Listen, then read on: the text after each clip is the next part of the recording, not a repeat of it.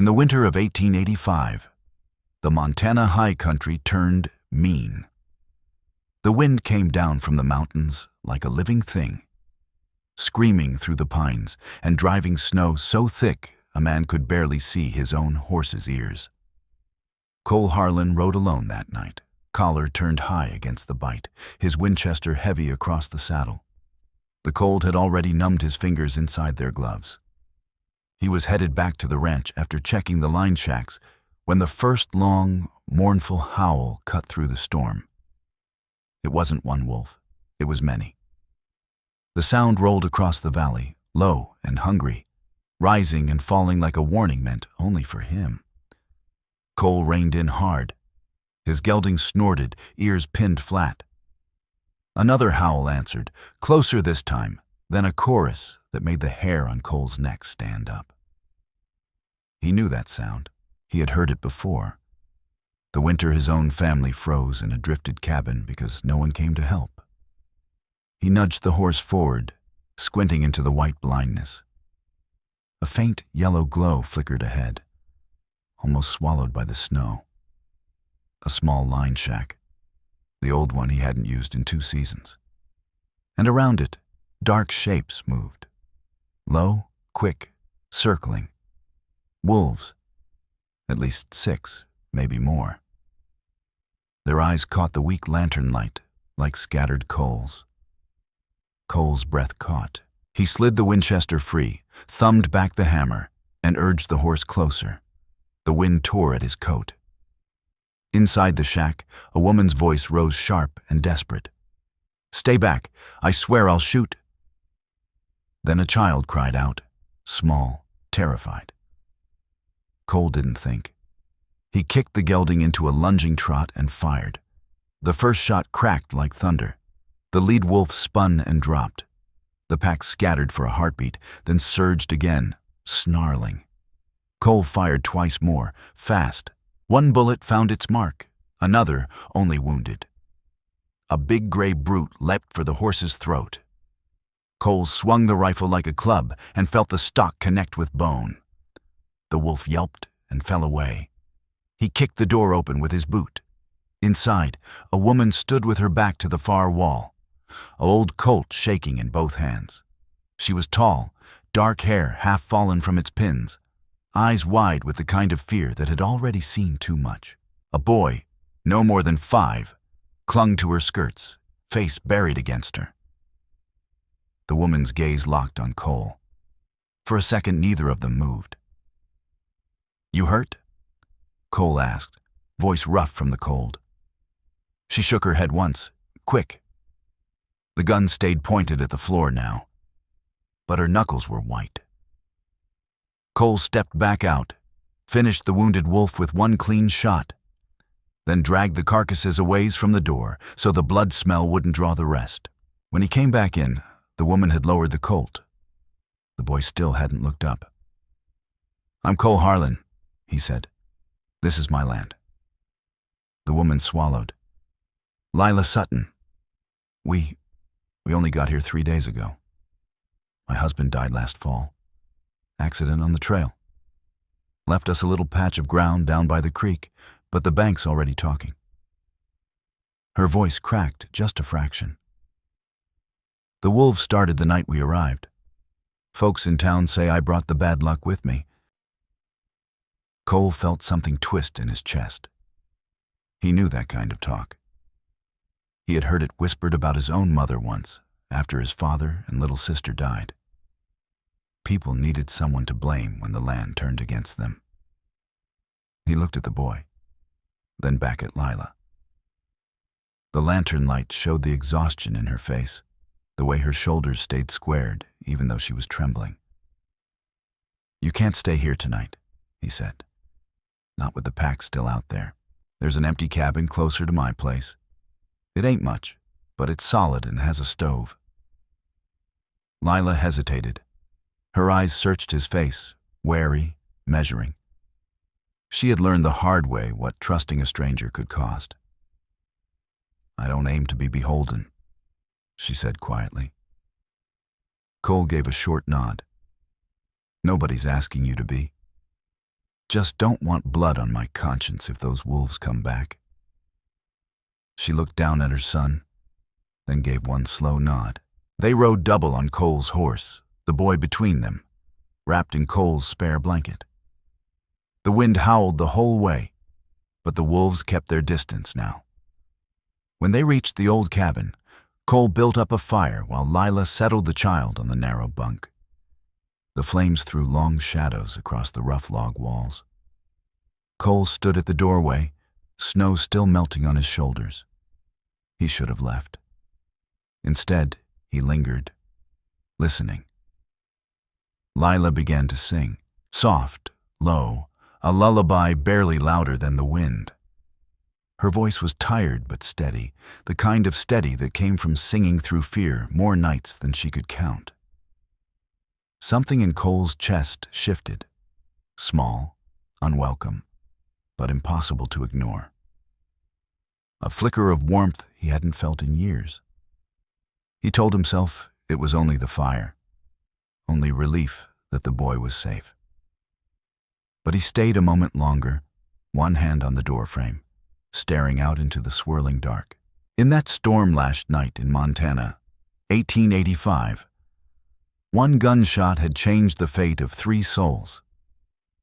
And the real lesson about courage was only just beginning.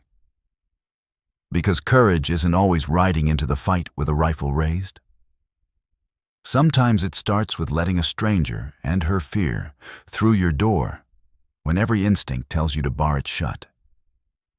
Cole Harlan closed the door softly behind him and walked back into the blizzard, carrying a weight he couldn't yet name. Here is Fahrenheit, written with the same careful rhythm and emotional depth as Part 1. The storm finally broke 3 days later, leaving the high country buried in a silence so deep it felt almost sacred. Cole Harlan stood on the porch of the main house, coffee gone cold in his tin cup, watching the sun struggle to push through thin gray clouds. The snow sparkled like broken glass across the valley. He told himself he was only being practical when he saddled 2 horses and rode down to the old line cabin. Lila Sutton was already outside, splitting kindling with an axe that looked too heavy for her.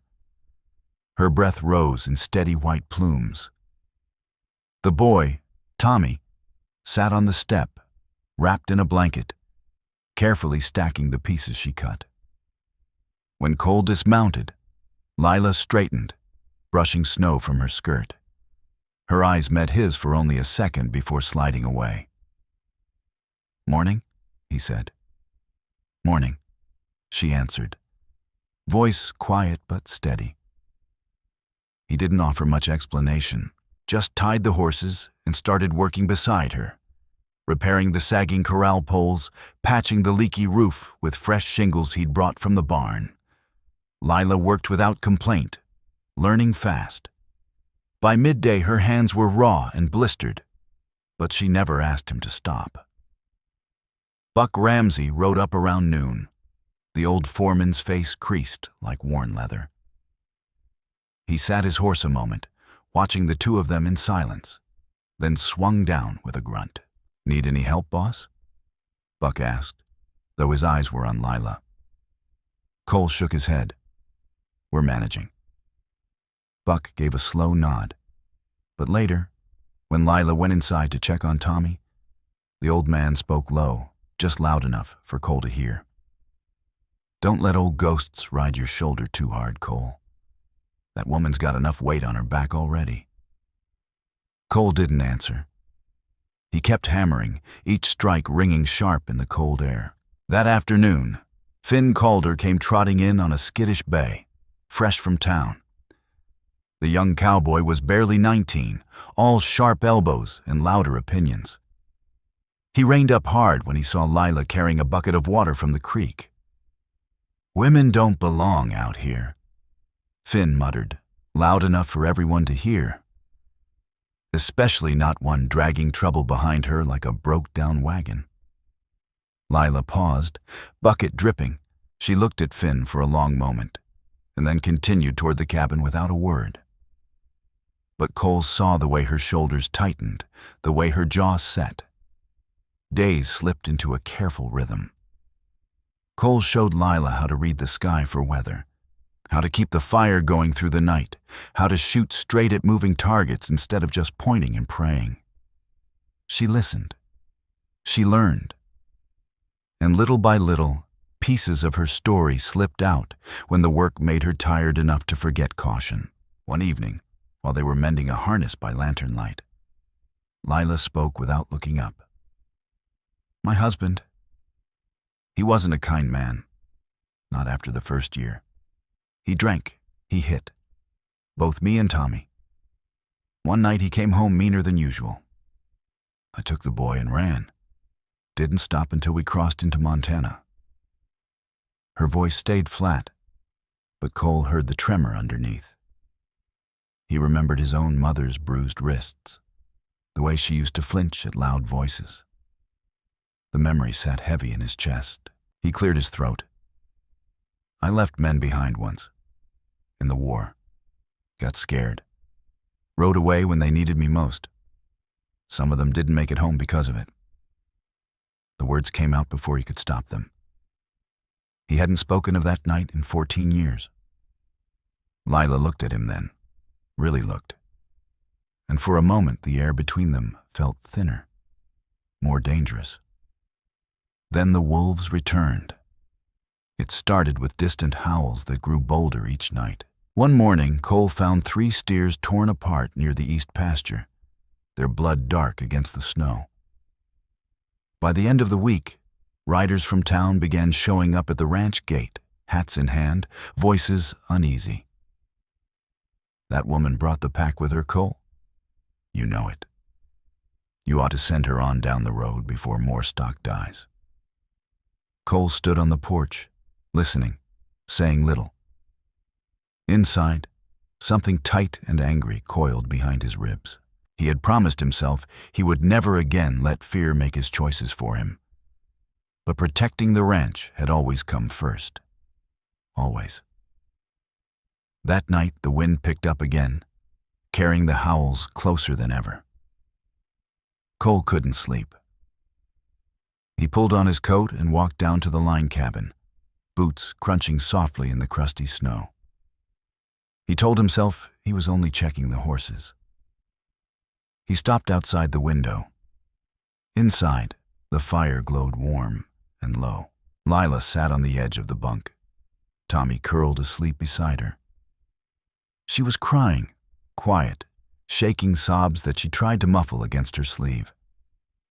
The sound cut straight through Cole like a dull knife. "I'm so scared," she whispered to the sleeping boy. "What if they come for you next? What kind of mother brings her child to a place like this?" Cole's hand tightened on the Winchester he hadn't even realized he was still carrying. His knuckles went white. The old fear rose up, sharp, familiar, whispering that trusting her would cost him everything again. That letting them stay meant risking the only home he had left. He stood there a long time in the freezing dark, breath fogging the air, heart hammering against his ribs. Inside the cabin, Lila wiped her face, drew a shaky breath, and began humming the same lullaby he had heard the first night. Soft, broken, brave. Cole Harlan turned away from the window, but he didn't walk back to the big house. Not yet. He simply stood there, alone with the wind and the distant howling, trying to decide which scared him more. The wolves outside, or the quiet war breaking open inside his own chest. The winter refused to loosen its grip. February dragged into March, and still the snow kept falling in heavy, silent sheets. The wolves grew bolder. No longer content with picking off stray steers, they began circling closer to the buildings at night. Their howls no longer came from the distant ridges, but from the tree line just beyond the corral. Cole found fresh tracks within 50 yards of the main house one morning, and the sight sent a cold deeper than the wind, straight into his bones. One bitter night, the attack came without warning. The horses screamed first. Cole bolted upright in bed, heart slamming against his ribs. He was already pulling on his boots when he heard the sharp crack of splintering wood. Finn Calder's voice rang out across the yard, young, furious, and reckless. "I'll teach you, bastards." Cole grabbed his Winchester and ran. Buck Ramsey was already halfway across the snow, coat flapping open, revolver in hand. The corral gate hung broken. Inside, shadows lunged and snapped. Finn had charged straight in with nothing but a lantern and his 6-gun, trying to prove he was man enough to stand alone. A huge gray wolf had him pinned against the barn wall. Finn's gun clicked empty. The wolf's jaws opened wide. Cole raised his rifle, but before he could fire, a heavy shotgun blast tore through the night from the direction of the line cabin. The wolf jerked sideways and dropped. Lila stood in the doorway in her nightdress, bare feet in the snow, the old scattergun still smoking in her hands. Her face was pale, but her aim had been true. Cole and Buck rushed in. They dragged Finn out while the rest of the pack scattered into the darkness. The boy was bleeding from a deep gash on his arm and shaking so hard his teeth chattered. But he was alive. Back inside the warm kitchen, Lila worked quietly, cleaning Finn's wound with steady hands. The young cowboy kept staring at her, eyes wide with something new. When she finished wrapping the bandage, Finn swallowed hard and said in a small voice, "Thank you, Sis Lila."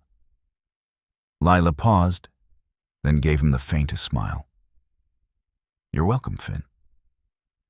The next morning, while the men were still tending the horses, an old man appeared at the edge of the yard as silently as smoke. He wore a heavy blanket coat and carried a long staff. His hair was iron gray, his face deeply lined. Chief Two Hawks.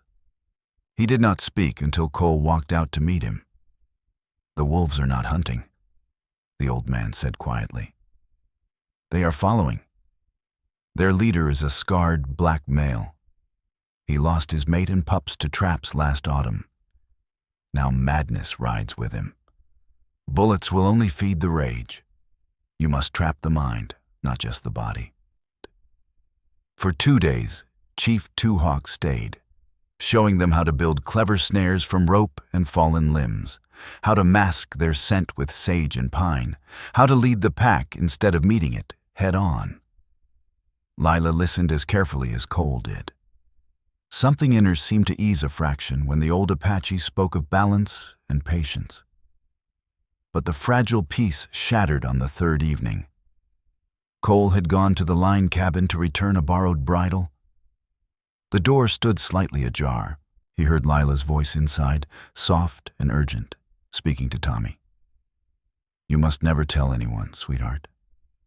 Your real father, he was a good man once, but he left us. Mr. Sutton gave us his name to keep us safe. That's all that matters now." Cole froze on the step. The bridle slipped from his fingers and clattered against the wood. When Lila stepped outside and saw his face, she knew. The color drained from her cheeks. "You lied to me," Cole said, voice low and rough. "All this time, the boy isn't even Sutton's." "He's mine," Lila answered, lifting her chin even as her eyes filled. "That's the only truth that counts. I was young and foolish. The man I loved promised me the world and then disappeared the day I told him I was carrying his child. Sutton offered marriage to hide the shame. He beat the truth out of me later. And I still stayed until I couldn't." Cole felt the old wound tear open. The night he had abandoned his comrades, the whispered accusations that followed him home, the way people looked at him afterward. Betrayal. Deception. Another person he had let close enough to hurt him. "You should have told me," he said, the words coming out harder than he intended. "I was afraid you'd send us away," Lila whispered. "Just like everyone else." The silence stretched, sharp as broken glass. That night, while the wind howled again. Cole stood on the porch and watched Lila pack their few belongings by lantern light. She moved slowly, as if every motion cost her something. Tommy sat on the bunk, clutching a small wooden horse Finn had carved for him, eyes wide and frightened. Cole's hands clenched at his sides. Part of him wanted to let her go. It would be safer, cleaner. The ranch would be his alone again, the way it had always been. But another part, the part that had listened to her lullaby through the window, the part that had seen her stand barefoot in the snow with a shotgun to save a boy who once mocked her, would not let him move. He remained rooted there, alone in the middle of the snowy yard, wind tearing at his coat. The Winchester hung heavy in his grip, though he had no target. The wolves were out there somewhere. So was his fear. So was the man he was becoming. Cole Harlan stood motionless as the snow began to fall once more, the howl of the wind mixing with the howl inside his own chest, unsure which enemy he should be fighting. And still, he could not bring himself to tell her to leave. Dawn arrived under a sky the color of lead, but it never truly came. By mid-morning, the wind had risen again, screaming down from the mountains with a fury that bent the tallest pines. Snow fell so thick it swallowed the world. Lila stood on the porch of the line cabin, one hand gripping Tommy's small mittened fingers, a battered carpet bag at her feet. Her face was pale but set with quiet resolve. "We'll go now," she said, when Cole stepped outside. "Before the trail disappears completely." Cole looked at the wall of white roaring across the yard and felt something cold settle in his stomach. "You won't make it a mile. We've survived worse."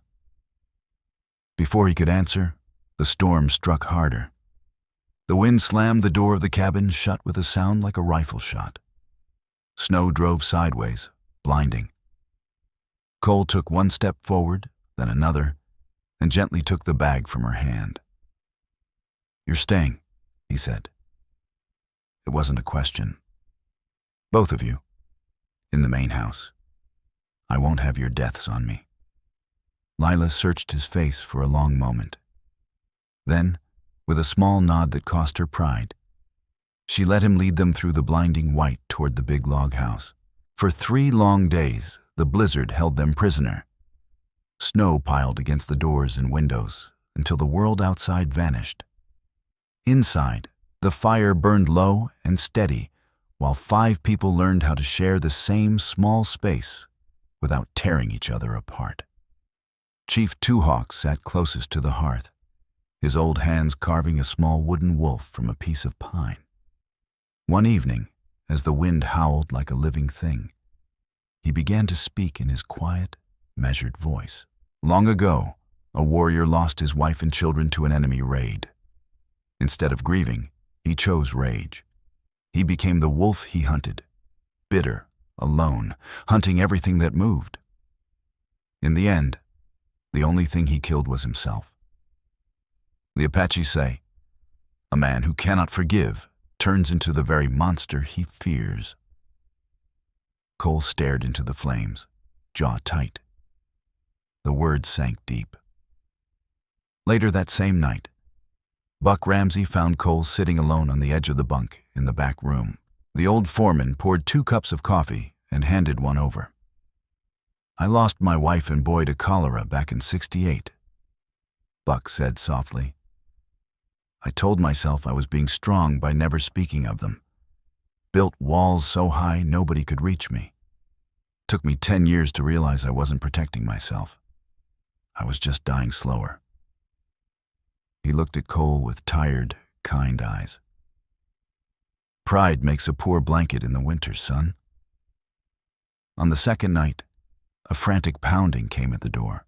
When Cole opened it, Maggie O'Reilly stumbled inside, covered in snow, carrying a heavy basket. The widow had fought her way through the storm on snowshoes, cheeks raw from the wind. "I figured you folks might be getting low on supplies," she said, shaking snow from her shawl. She looked straight at Lila, then at Cole. And I figured somebody needed to remind you that fear makes terrible company. It'll keep you warm for a night, but it leaves you colder every morning after. Her words lingered long after the basket was unpacked. On the final night of the storm, the fire had burned low and the others were asleep. Cole could not rest. He pulled on his coat and stepped into the barn to check on the injured mare that had been kicked during the wolf attack. A few minutes later, Lila appeared in the doorway, lantern in hand. "She's still favoring that leg," Lila said quietly. Cole nodded. They worked side by side in the dim golden light, cleaning the wound, changing the poultice, speaking little. When the mare finally settled, Cole reached for the bucket at the same moment Lila did. Their hands brushed. Neither pulled away. For the space of several heartbeats, Cole felt the warmth of her fingers against his. Rough from work, steady, alive. No walls, no fear. Just two tired people standing together in the soft glow of a lantern while the storm raged outside. Lila looked up at him. Her eyes were tired, but something softer lived there now. "I was afraid you'd hate me for hiding the truth about Tommy," she whispered. Cole swallowed. "I was afraid of letting anyone close enough to hurt me again." He drew a slow breath.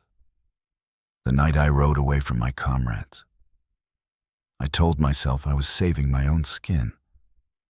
Truth is, I was terrified. I still hear their voices sometimes." Lila's fingers tightened slightly around his. "I ran because I wanted Tommy to grow up without learning that love could leave bruises.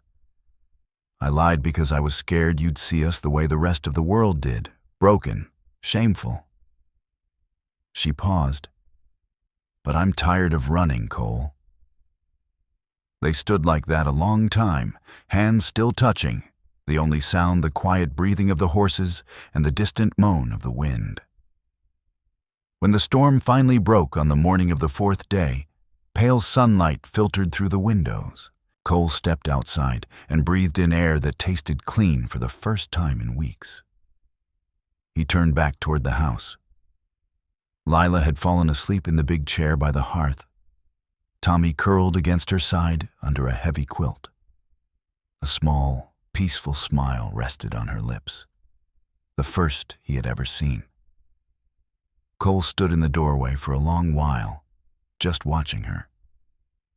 Something inside his chest, tight and guarded for so many years, began to loosen. Maybe family wasn't something you were born into. Maybe it was something you chose, day after day, even when fear whispered in your ear.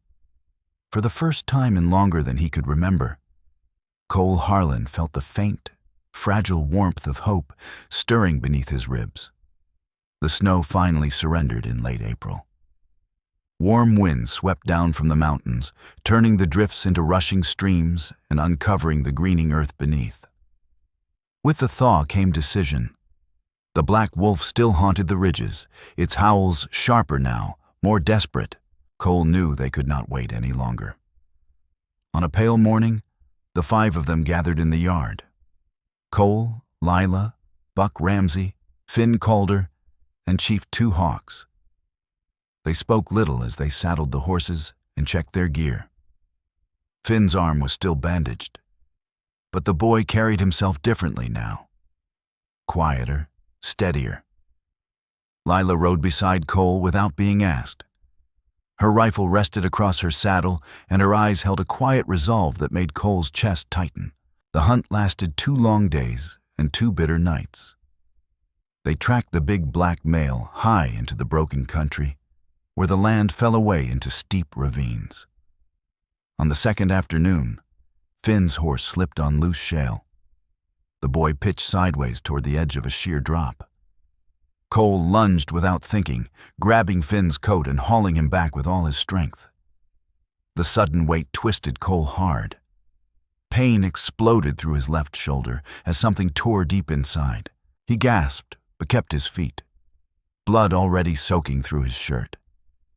Lila's face went white when she saw it. Without a word, she wheeled her mare around and rode alone through the melting snow and mud, racing back toward the ranch to bring help. Cole watched her go until she disappeared over the ridge, fear and pride warring inside him. That final night, they cornered the wolf on a narrow ledge above a deep canyon. The black beast stood snarling, eyes glowing with madness and grief. Its ribs showed beneath matted fur. Behind it, hidden in a rocky crevice, 3 small wolf pups whimpered. Cole raised his rifle. His finger rested on the trigger. One clean shot and the threat would end. The ranch would be safe. The fear would be gone. But he did not fire. Instead, he lowered the Winchester slowly. His voice came rough and strained from pain. "Chief, call him." Chief Two Hawks stepped forward. He lifted an old bone whistle carved with ancient symbols and began a low, haunting call that rose and fell like the wind itself. The black wolf froze, ears pricked.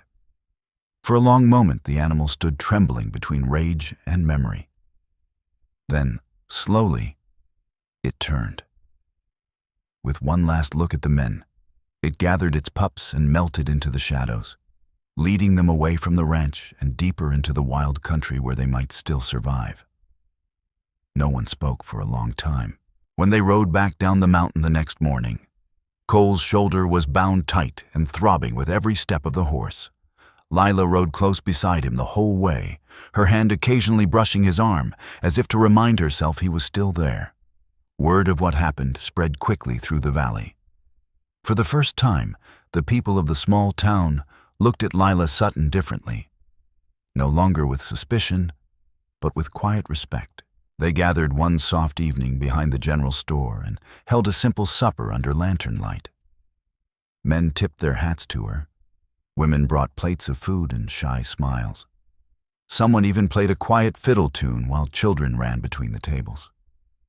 Maggie O'Reilly stood beside Lila, squeezing her hand. "They finally see you," she whispered. Later that same night, when the lanterns had burned low and most folks had gone home, Cole found Lila standing alone at the edge of the yard, looking out over the darkened land.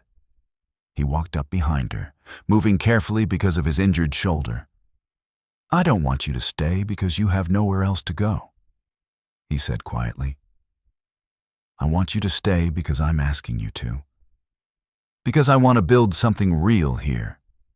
With you and with Tommy. A family. Not because fate or fear pushed us together, but because we chose it." Lila turned to face him. Tears glistened in her eyes, but they were not tears of sorrow. She reached up and gently touched the side of his face. "I'm tired of running," she whispered, "and I'm done being afraid of love." She leaned in, and for the first time, their lips met. Soft, uncertain, but full of promise. The following spring, the high meadow blazed with new grass and wildflowers. Cole Harlan stood on the porch of the main house, cradling a tiny bundle in his arms. Rose Harlan, their daughter, had come into the world just 2 weeks earlier with a strong cry that seemed to chase the last shadows from the valley. The baby's small fist waved lazily in the warm sunlight. Lila stood beside him, one arm around his waist, her head resting lightly against his good shoulder. Tommy, now 6 and growing tall, chased a butterfly across the yard, laughing. Buck Ramsey and Finn Calder sat on the split-rail fence, sharing a quiet joke, their laughter rolling easy and warm. In the distance, Chief Two Hawks and Maggie O'Reilly stood together beneath a cottonwood tree, watching the scene with peaceful eyes. Cole looked out across the green expanse of the ranch, the creek sparkling in the distance, the mountains standing guard under a wide Montana sky. The wind carried the scent of pine and fresh earth. In that moment, he understood something deep and simple. The greatest courage wasn't in killing the wolf. It was in daring to love. It was in daring to forgive, and in choosing every single day to keep the family you had built with your own scarred hands and open heart. In Montana, in the year 1885, a lonely man had learned the hardest and most beautiful truth of the frontier. Family is not something you inherit. It is something you choose to hold on to with everything you are, and sometimes, if you are very lucky, it chooses you right back. Finally, let me send my deep thanks to you. Thank you for listening. If this story has touched your heart, I invite you to stay with us to discover more true tales of the Wild West. Stories that honor resilience, tenderness, and the spirit that God placed in those who blazed the trail. Subscribe, share, leave your thoughts in the comments, and join us once again to journey across this untamed land. Thank you. Aviso Legal/Disclaimer. These stories are crafted purely for entertainment and may contain imaginative additions or dramatic interpretations inspired by old frontier eras. We use AI-based resources, voice, imagery, and drafting as part of our creative process. But every final detail is carefully reviewed and shaped by human effort to preserve emotional depth and authenticity. We strictly follow YouTube's rules regarding AI-generated content and refrain from deepfakes, altered identities, or misleading representations. All images, sounds, and related materials are lawfully obtained. Please do not reuse, modify, or distribute any portion of this content without written permission. Thank you for valuing creativity, respect, and original work.